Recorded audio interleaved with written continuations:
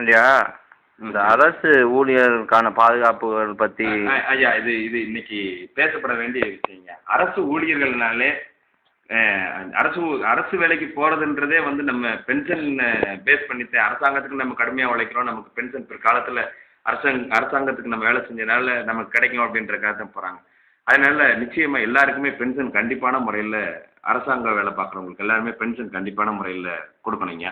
அது போக அரசாங்க நிர்வாகத்தில் இன்னைக்கு இடப்பற்றாக்குறை, அதாவது நிறைய இடம் இருக்குது, ஆனால் வேலைக்கு எடுக்காத சூழ்நிலையில் இருக்காங்க. அப்போ அங்கே வந்து தற்காலிகமாக வேலை பார்க்குறவங்களாம் இருக்காங்கய்யா.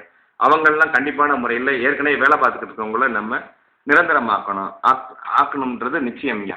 அது போக அதே அரசாங்க நிறுவனங்கள்லேயே வந்து இந்த பொதுத்துறை நிறுவனங்களில் போஸ்ட் ஆஃபீஸு, இந்த மாதிரி லிக்னைட் கார்பரேஷன், பெல், இந்த மாதிரி நிறையா நிறுவனங்கள் அரசாங்கத்தோட இந்த பேங்க்லேயே வந்து பார்த்தீங்கன்னாக்கா டெய்லி வேஜஸ்க்கு நிறைய பேர் அரசாங்க பொதுத்துறை நிறுவனங்களில் நிறையா பேர் இருக்காங்க. அவங்கெல்லாம் எல்லாருமே நிரந்தரமாக்கணுங்க.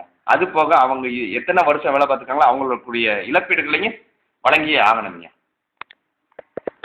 ஐயா, அப்போது என்னது